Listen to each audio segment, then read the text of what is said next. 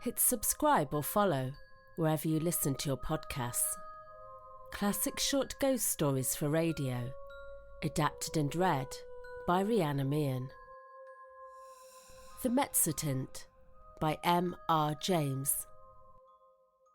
Those who have taken even the most limited interest in the acquisition of topographical pictures are aware that there is one London dealer whose aid is indispensable to their researchers. Mr. J.W. Britnell publishes, at short intervals, very admirable catalogues of a large and constantly changing stock of engravings, plans, and old sketches of mansions, churches, and towns in England and Wales. These catalogues were, of course, the ABC of his subject to Mr. Williams. But as his museum already contained an enormous accumulation of topographical pictures, he was a regular rather than a copious buyer, and he rather looked to Mr. Britnell to fill up gaps in the rank and file of his collection than to supply him with rarities. Now, in February of last year, there appeared upon Mr. Williams' desk at the museum a catalogue from Mr. Britnell's emporium, and accompanying it was a typewritten communication from the dealer himself. This latter ran as follows: "Dear Sir, we beg to call your attention to number 978 in our accompanying catalogue, which we shall be glad to send on approval. Yours faithfully, J. W. Britnell." To turn to number 978 in the accompanying catalogue was with Mr. Williams the work of a moment, and in the place indicated he found the following entry: 978, unknown. Interesting Mezzotint. View of a manor house, early part of the century, 15 by 10 inches, black frame, £2 2s. It was not especially exciting, and the price seemed high. However, as Mr. Britnell, who knew his business and his customer, seemed to set store by it, Mr. Williams wrote a postcard asking for the article to be sent on approval, along with some other engravings and sketches which appeared in the same catalogue.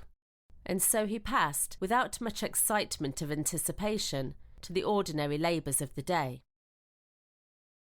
A parcel of any kind always arrives a day later than you expect it, and that of Mr. Britnell proved, as I believe the right phrase goes, no exception to the rule. It was delivered at the museum by the afternoon post of Saturday, after Mr. Williams had left his work, and it was accordingly brought round to his rooms in college by the attendant, in order that he might not have to wait over Sunday before looking through it and returning such of the contents as he did not propose to keep. And here he found it when he came in to tea with a friend. The only item with which I am concerned was the rather large black-framed Mezzotint, of which I have already quoted the short description given in Mr. Britnell's catalogue.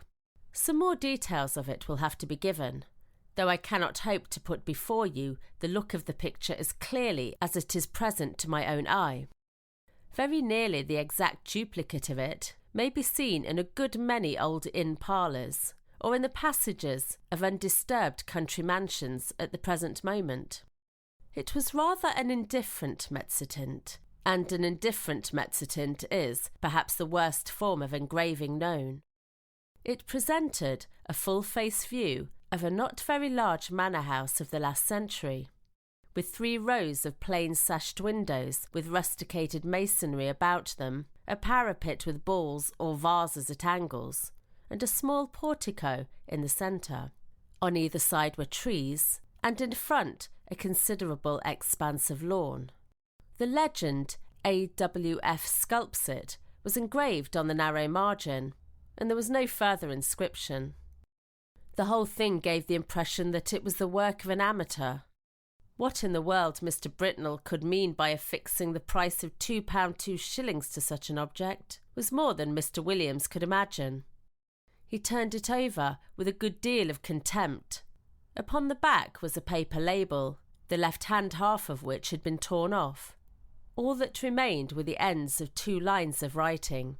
The first had the letters NGLEY Hall, the second SSEX. it would perhaps be just worthwhile to identify the place represented, which he could easily do with the help of a gazetteer. And then he would send it back to Mr. Britnell with some remarks reflecting upon the judgment of that gentleman. He lighted the candles, for now it was dark, made the tea, and supplied the friend with whom he had been playing golf. Tea was taken, to the accompaniment of a discussion which golfing persons can imagine for themselves. It was now that the friend, let us call him Professor Binks, took up the framed engraving and said, "What's this place, Williams?" "Just what I'm going to find out," said Williams, going to the shelf for a gazetteer. "Look at the back. Somethingly Hall, either in Sussex or Essex. Half the name's gone, you see. You don't happen to know it, I suppose?" "It's from that man Britnell, I suppose, isn't it?" said Binks. "Is it for the museum?" "Well, I think I should buy it if the price was 5 shillings, said Williams. "But for some unearthly reason he wants 2 guineas for it. I can't conceive why. It's a wretched engraving, and there aren't even any figures to give it life." "It's not worth 2 guineas, I should think," said Binks. "But I don't think it's so badly done. The moonlight seems rather good to me. And I should have thought that there were figures, or at least a figure, just on the edge in front." "Let's look," said Williams. "Well, it's true the light is rather cleverly given. Where's your figure?" "Oh, yes, just the head, in the very front of the picture." And indeed there was, hardly more than a black blot on the extreme edge of the engraving. The head of a man or woman, a good deal muffled up, the back turned to the spectator and looking towards the house. Williams had not noticed it before. "Still," he said, "though it's a cleverer thing than I thought, I can't spend 2 guineas of museum money on a picture of a place I don't know." Professor Binks had his work to do and soon went, and very nearly up to hall time, Williams was engaged in a vain attempt to identify the subject of his picture. If the vowel before the NG had only been left, it would have been easy enough, he thought.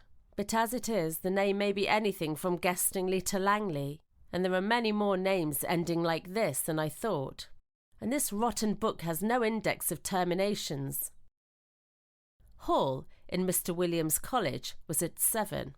It need not be dwelt upon, the less so as he met there colleagues who had been playing golf during the afternoon, and words with which we have no concern were freely bandied across the table, merely golfing words, I would hasten to explain.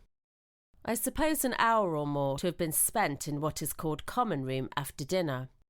Later in the evening some few retired to William's rooms, and I have little doubt that whist was played and tobacco smoked. During a lull in these operations, William picked up the Mezzotint from the table without looking at it, and handed it to a person mildly interested in art, telling him where it had come from, and the other particulars which we already know. The gentleman took it carelessly, looked at it, then said, in a tone of some interest, "It's a really very good piece of work, Williams. It has quite a feeling of the romantic period. The light is admirably managed, it seems to me. And the figure, though it is rather too grotesque, is somehow very impressive." "Yes, isn't it?" said Williams, who was just then busy giving whisky and soda to the others of the company, and was unable to come across the room to look at the view again. It was by this time rather late in the evening, and the visitors were on the move. After they went, Williams was obliged to write a letter or two and clear up some odd bits of work.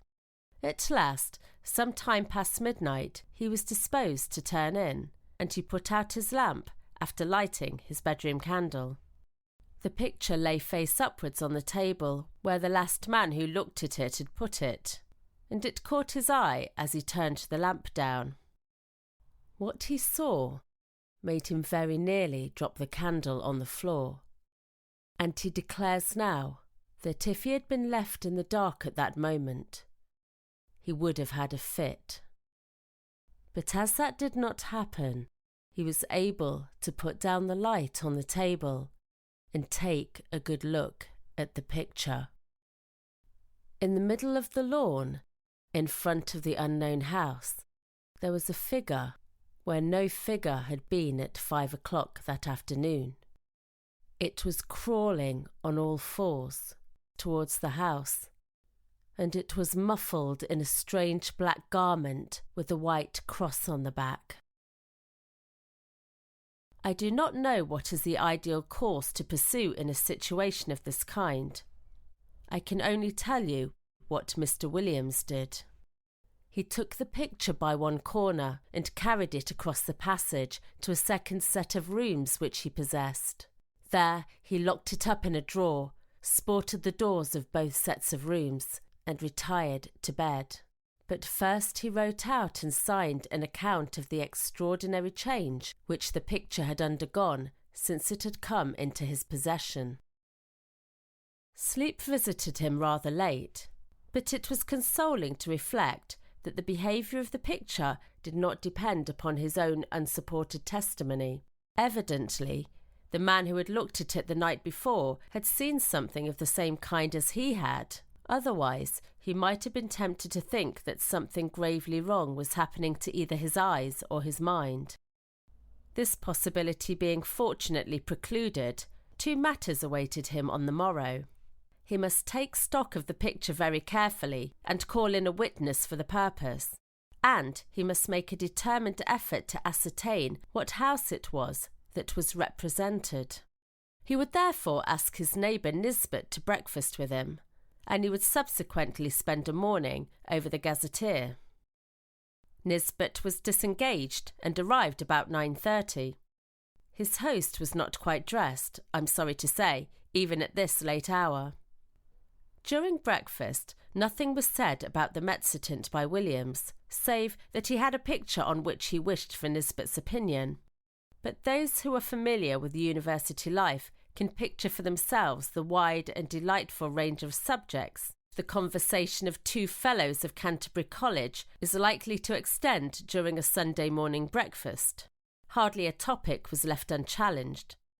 Yet I am bound to say that Williams was rather distraught, for his interest naturally centred in that very strange picture which was now reposing face downwards in the drawer in the room opposite. The morning pipe was at last lighted, and the moment had arrived for which he looked. With very considerable, almost tremulous excitement, he ran across, unlocked the drawer, and, extracting the picture, still face downwards, ran back and put it into Nisbet's hands. "Now," he said, "Nisbet, I want you to tell me exactly what you see in that picture. Describe it, if you don't mind, rather minutely. I'll tell you why afterwards." "Well," said Nisbet, "I have here a view of a country house. English, I presume. By moonlight." "Moonlight? You're sure of that?" "Certainly. The moon appears to be on the wane, if you wish for details, and there are clouds in the sky." "I'll swear there was no moon when I first saw it," added Williams in an aside. "All right, go on." "Well, there's not much more to be said," Nisbet continued. "The house has 1, 2, 3 rows of windows, 5 in each row, except at the bottom where there's a porch instead of the middle one, and—" "But what about the figures?" said Williams with marked interest. "There aren't any," said Nisbet. "What? No figure on the grass in front?" "Not a thing." "You'll swear to that?" "Certainly I will. But there's just one other thing." "What?" "Why, one of the windows on the ground floor, left of the door, is open." "Is it really so? My goodness, he must have got in," said Williams with great excitement, and he hurried to the back of the sofa on which Nisbet was sitting, and catching the picture from him, verified the matter for himself. It was quite true. There was no figure, and there was the open window. Williams, after a moment of speechless surprise, went to the writing table and scribbled for a short time. Then he brought 2 papers to Nisbet, and asked him first to sign one.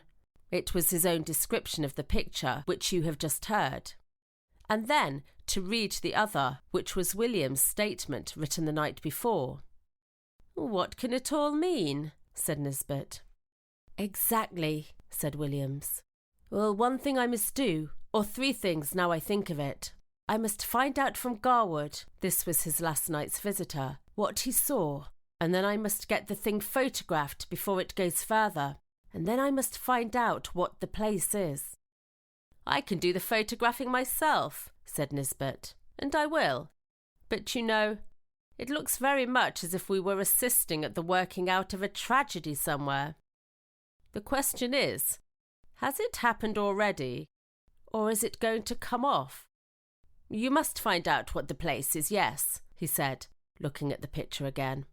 I expect you're right. He has got in. And if I don't mistake, there'll be the devil to pay in one of the rooms upstairs. I'll tell you what, said Williams. I'll take the picture across to Old Green. This was the senior fellow of the college who had been the bursar there for many years. It's quite likely he'll know it. We have property in Essex and Sussex, and he must have been over the two counties a lot in his time. Quite likely he will, said Nisbet. But just let me take my photograph first. But look here, I rather think that Green isn't up today. He wasn't in hall last night, and I think I heard him say he was going down for the Sunday. That's true, said Williams. He's gone to Brighton. Well, if you'll photograph it now, I'll go across to Garwood and get his statement, and you keep an eye on it while I'm gone. I'm beginning to think that 2 guineas is not a very exorbitant price for it now. In a short time he had returned and brought Mr. Garwood with him. Garwood's statement was to the effect that the figure, when he had seen it, was clear of the edge of the picture, but had not got far across the lawn. He remembered a white mark on the back of its drapery, but could not have been sure it was a cross. A document to this effect was then drawn up and signed, and Nisbet proceeded to photograph the picture. Now what do you mean to do? He said. Are you going to sit and watch it all day? Well, no, I think not, said Williams. I rather imagine we're meant to see the whole thing. You see, between the time I saw it last night and this morning, there was time for lots of things to happen. But the creature only got into the house. It could easily have got through its business in the time and gone to its own place again. But the fact of the window being open, I think must mean that it's in there now. So I feel quite easy about leaving it. And besides, I have kind of an idea that it wouldn't change much, if at all, in the daytime. We might go out for a walk this afternoon and come in to tea, or whenever it gets dark. I shall leave it out on the table here and sport the door. My skip can get in, but no one else. The 3 agreed that this would be a good plan, and further, that if they spent the afternoon together, they would be less likely to talk about the business to other people, for any rumour of such a transaction as was going on would bring the whole of the Phasmatological Society about their ears. We may give them a respite until 5 o'clock. At or near that hour, the 3 were entering William's staircase. They were at first slightly annoyed to see that the door of his rooms was unsported, but in a moment it was remembered that on a Sunday the skips came for orders an hour or so earlier than on weekdays. However, a surprise was awaiting them. The first thing they saw was the picture leaning up against a pile of books on the table, as it had been left. And the next thing was William's skip, seated on a chair opposite, gazing at it with undisguised horror.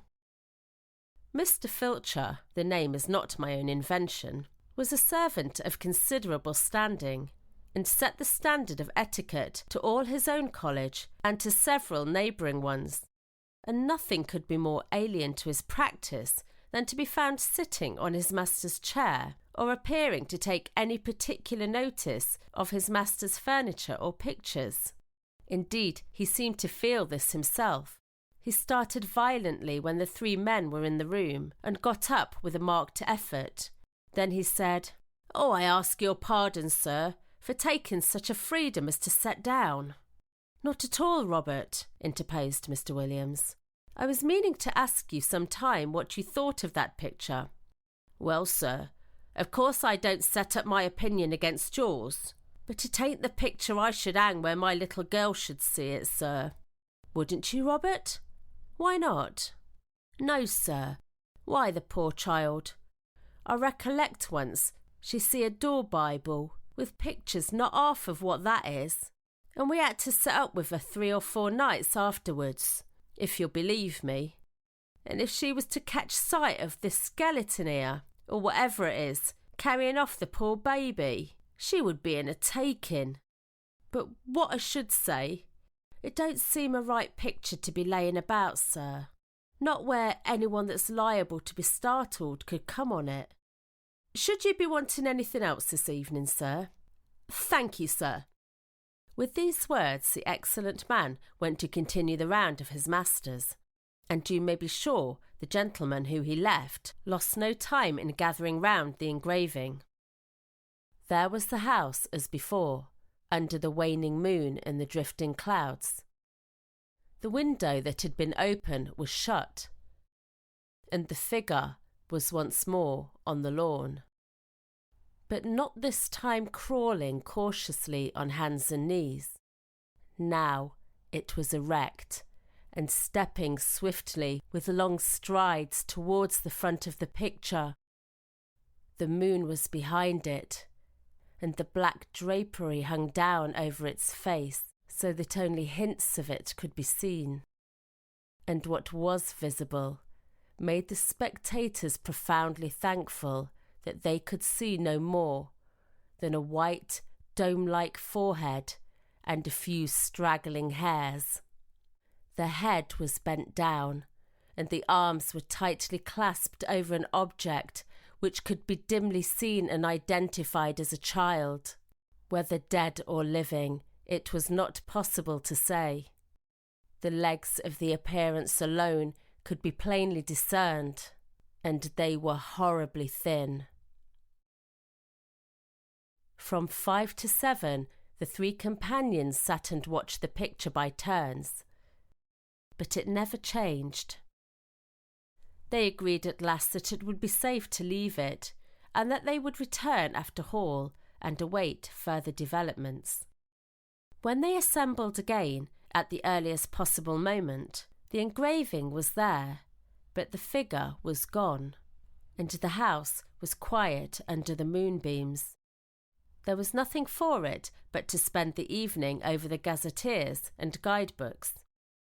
Williams was the lucky one at last, and perhaps he deserved it. At 11:30 p.m. he read from Murray's Guide to Essex the following lines: 16.5 miles, Anningley. The church has been an interesting building of Norman date, but was extensively classicised in the last century. It contains the tomb of the family of Francis, whose mansion, Anningley Hall, a solid Queen Anne house, stands immediately beyond the churchyard in a park of about 80 acres. The family is now extinct, the last heir having disappeared mysteriously in infancy in the year 1802.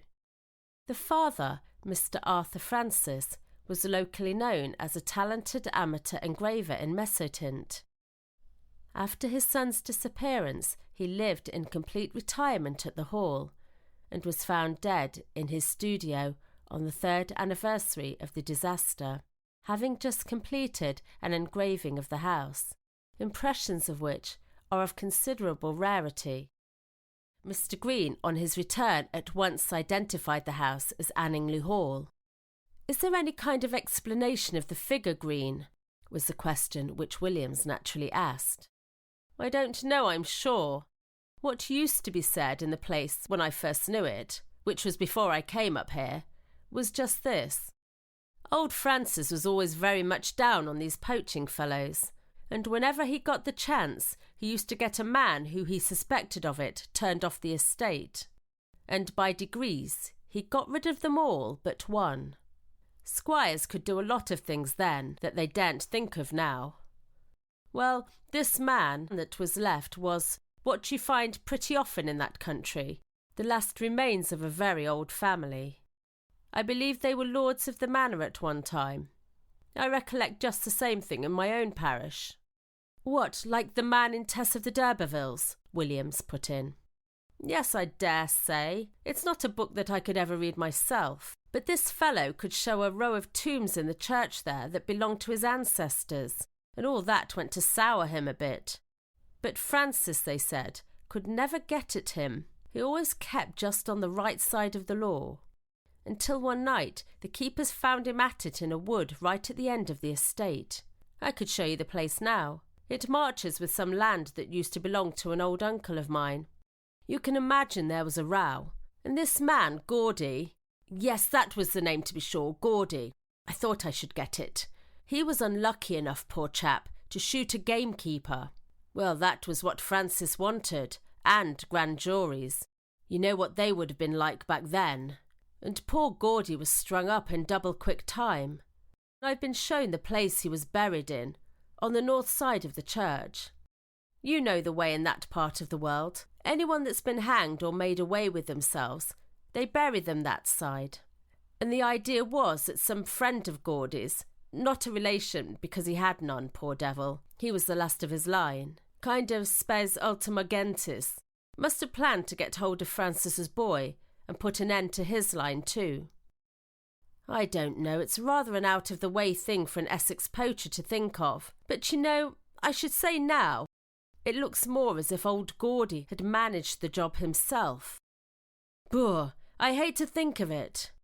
Have some whiskey, Williams.